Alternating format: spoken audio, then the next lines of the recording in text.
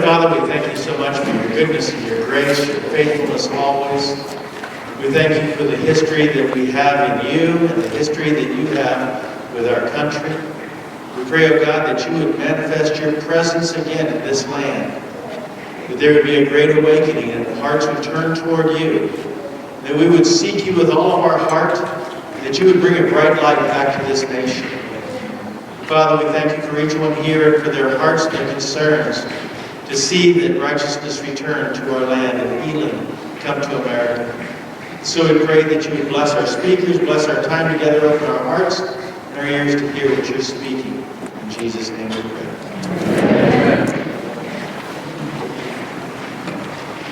We will now bring forth the woman who made this all possible, Miss Julie Cho, for the welcome.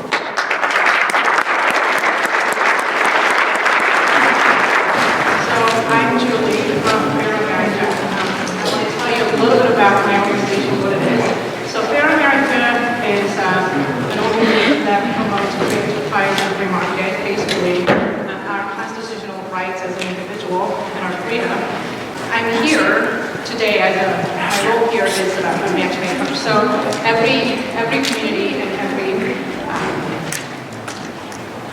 ethnic community, we all have conservative groups, but we don't necessarily know each other and we don't work together.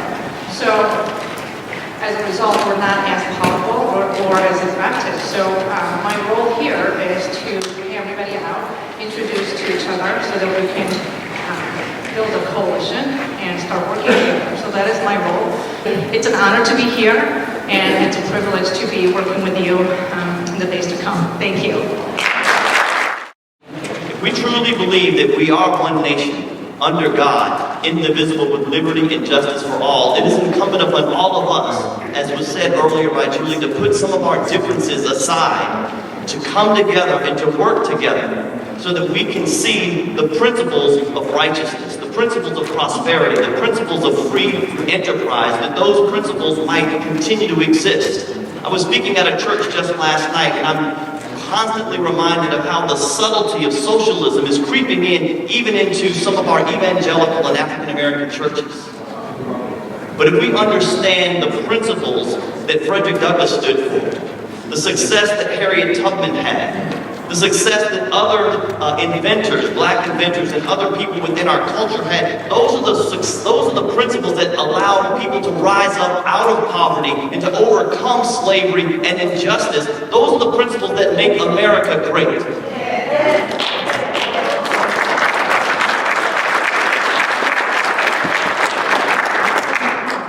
But those principles aren't just for African Americans. Those principles are for Asian Americans.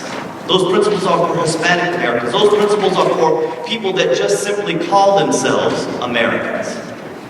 And today, I'm privileged to stand before you to kick off this event to challenge each of us, not just to pray together, not just to laugh together, but to come together, to work together, particularly in the Commonwealth of Virginia. See, right now I live as what we used to call the People's Republic of Maryland. But in reality, I've seen at first hand what the influence of forces that don't support free enterprise have done in the Commonwealth of Virginia. When I used to live in Virginia, Virginia used to be red. Then it became purple. And if anybody's familiar with what's going on in the state capitol right now, you can't argue that Virginia has not turned blue. But I don't believe that it has to be that way.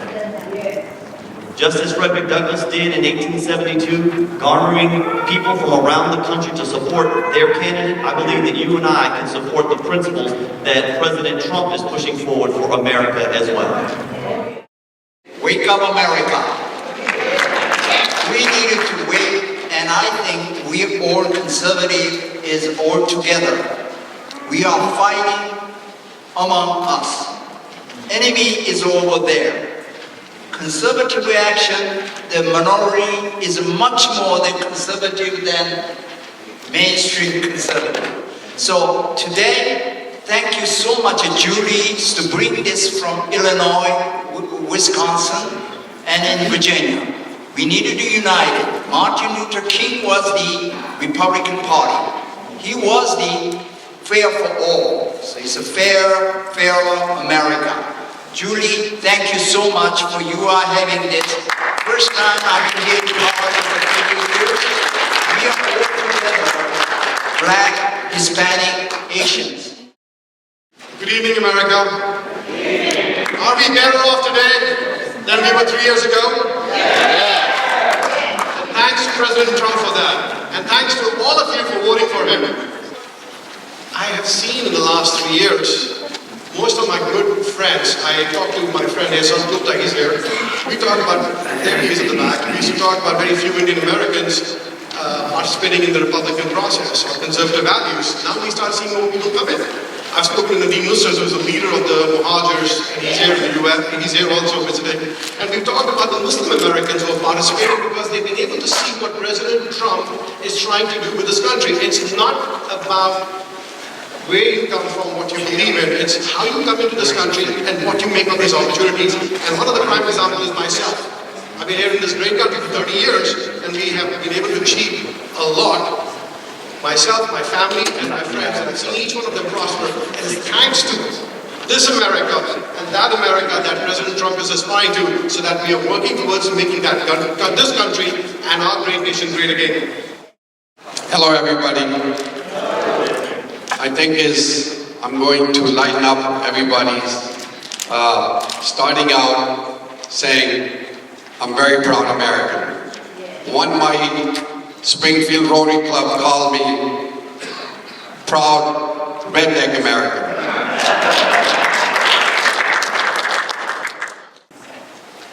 I think our president is doing so many things great.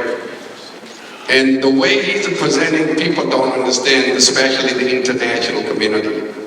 Example, the immigration. He is not saying he doesn't want immigration. This country is immigrant. Everybody sitting in this room is immigrant.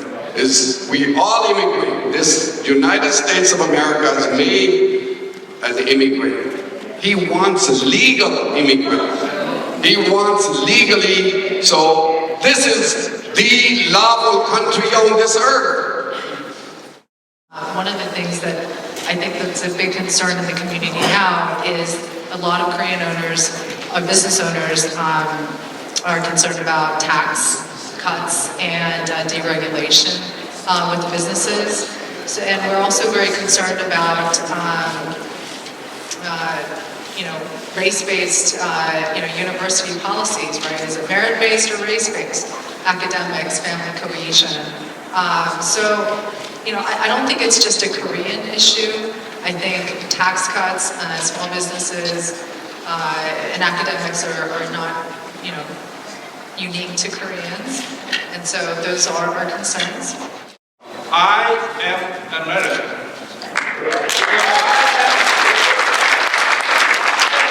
Conservative American. I am a conservative American of Asian descent. In that order. We came here, all the way here, not because I'm a Chinese American of Asian descent or Chinese descent, of Korean descent, Pakistani descent, but because we have one thing in common: we are American.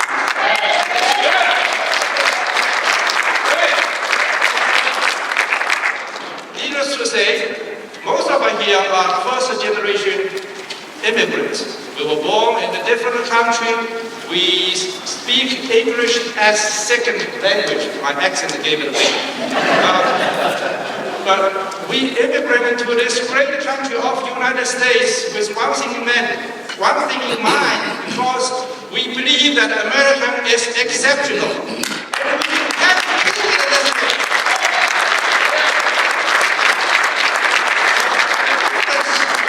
This election and many other elections is not that somebody likes the blue color, or somebody likes the red color, or somebody likes higher tax or lower tax. It's between whether you are American or un-American. That's the difference. As you know, America always always welcomes immigrants from all over the world. I myself is the first generation immigrant, but the immigration process should be conducted in a lawful and orderly manner.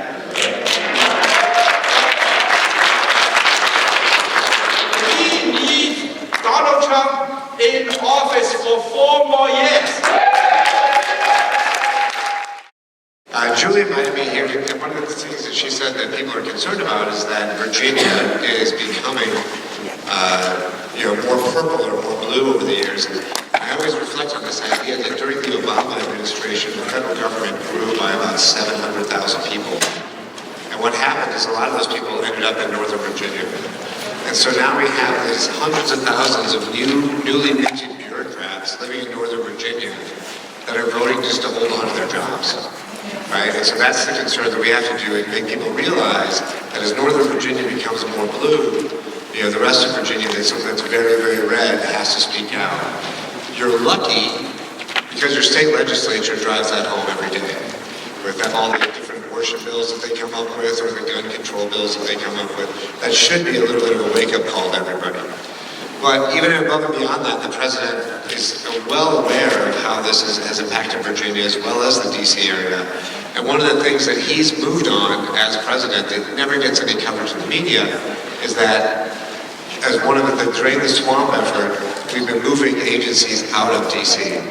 And so you may not know this, but the Bureau of Land Management moved to Grand Junction, Colorado.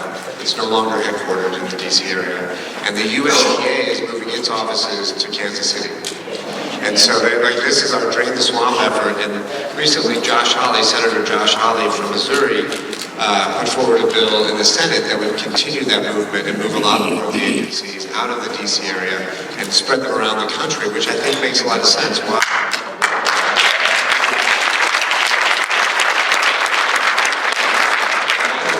Tax dollars end up in D.C. We're 8 of the 10 most expensive zip codes to live in are in the D.C. area. That just doesn't make sense. And so that's kind of what we're doing on the Virginia side of moving things out on the administration. Nationally, we have established an outreach, a minority outreach group within the RNC.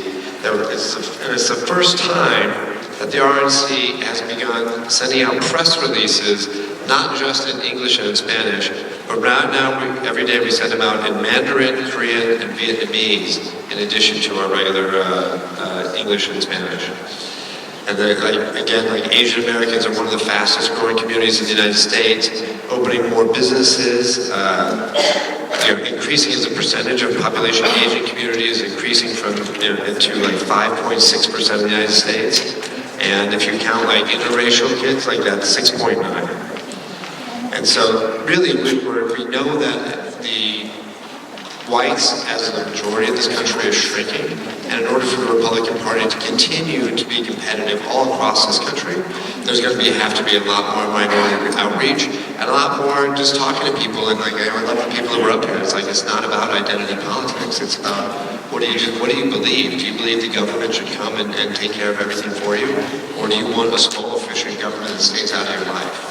And I think that those simple ideas, if we can get those across, we'll begin to make headway within the minority communities in this country. We got to where we are because of an idea. The United States is not a place, it's an idea. It's an idea.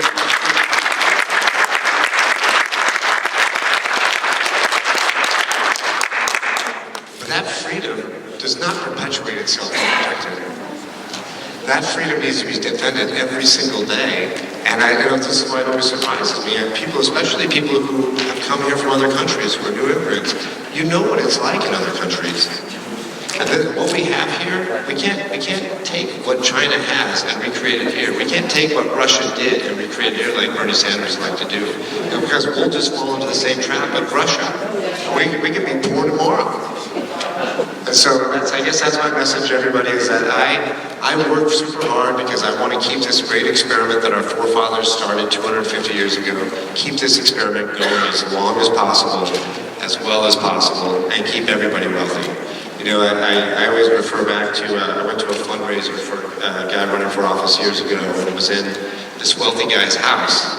And he started off by saying, you know, I'm a Republican, and the difference between myself as a Republican and Democrats is this.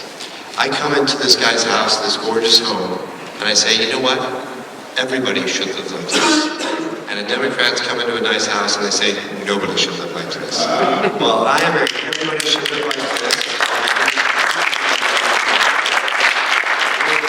I appreciate you guys getting active and getting out in your community. And the most important thing you can do is tell all your neighbors that you're a conservative and you're a Republican and you're going to support Donald Trump.